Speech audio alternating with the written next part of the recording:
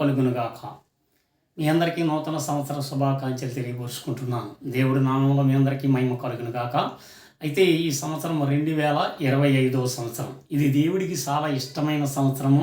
అలాగే మనందరికీ గొప్ప మేలు జరిగే సంవత్సరం. ఎందుకనగా పరిశుద్ధ గ్రంథంలో చూసినట్లయితే 7వ అంకికిని 9వ సంఖ్యకిని 7 సంఖ్యకిని అద్భుతమైన కార్యాలు అక్కడ ఉన్నాయి. ఎందుకంటే ఇదిగో 25 చూసుకుంటే 7, ఈ 7 గురించి చూస్తే దేవుడు 7 రోజుల్లో మొత్తాన్ని ఆదికాండాన్ని 7 రోజుల్లో తయారు చేసినట్లుగా మనం చూస్తూ ఉంటాం. అలాగే 7 సంఘాలు, ప్రకటన గ్రంథంలో 7 సంఘాలు, 7 దీపస్తంభాలు, 7 నక్షత్రములు, 7 ఆత్మలు, ఇలాగా.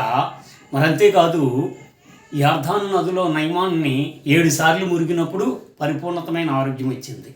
ఇది పరిపూర్ణతమైన ఆరోగ్యం వచ్చే సంవత్సరం కూడా అయింది. అలాగే ఈ 2 కూడా కలుపుకుంటే ఏమవుతుందంటే 9. ఈ 9లో 9 కృపావరాలు అన్నమాట అండి. 9 కృపావరాలు, 9 ఆత్మఫలాలు. 9 ఆత్మఫలాలని గలతీయులు రాసిన పత్రికలో 5వ అధ్యాయం 22 నుంచి ఉంటుంది. మరి 9 కృపావరాలు అంటే ఎక్కడ ఉంటుందంటే ప్రియులరా 1 కొరింథీ రాసిన పత్రిక 12వ అధ్యాయము 7 నుంచి 10 వచనాల వరకు చదువుకుంటే అక్కడ 9 కృపావరాలు ఉంటాయి. ఈ సంవత్సరము కృపావరాలు కావాలనుకున్న వారికి దేవుడు కృపావరాలు ఇస్తున్నాడు. లేక ఆరోగ్యం కావాలనుకున్న వారికి ఆరోగ్యం ఇస్తున్నాడు. దేవుడు ఆత్మ కావాలనుకున్న వారికి, దేవుడు ప్రసక్తిగా చూడాలనుకున్న వారికి అది కూడా దానికి దేవుడు అనుగ్రహిస్తున్నాడు.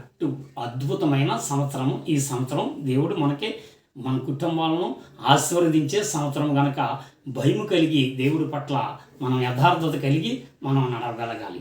అలాగే నడిచినప్పుడు అద్భుతమైన కార్యం దేవుడు జరిగిస్తూ ఉంటాడు. ఈ నూతన సంవత్సరంలో మీకు ఒక మంచి విషయాన్ని చెప్పబోతున్నాను. ఎందుకంటే మనము ప్రదవులతో స్తుతిస్తూ ఉంటాం. ప్రియుల స్తుతించేది ప్రదవులతోని. 2వది స్తుతియాగం ఎలాంటిది తెలిసినండి, దేవదూతల స్తుతియాగం. అది ఎలా ఉంటుందంటే ఆత్మతో స్తుతించటము. భాషలతో స్తుతించేది దేవదూతల స్తుతియాగము. అది భాషలతోనూ మనుషుల భాషలతోనూ దేవదూతల భాషలతోనూ స్తుతిస్తున్నాను అని చెప్తున్నట్టుగా దేవదూతల భాష అంటే మనము ఆత్మతో సత్యముతో ఆరాధించే స్తుతియాగం మనకు కావాలి. భాషలు మనకు రావాలి. భాషలతో మాట్లాడడం అంటే దేవుణ్ణి స్తుతించడం. అప్పుడు మనం ఏం చేస్తామంటే అక్కడ నుండి మరింత ముందుకు వెళ్ళడానికి దేవుడు మనతో మాట్లాడతాడు. అది ఏమంటారంటే దానిని దేవుడు ప్రవచనము అంటారు.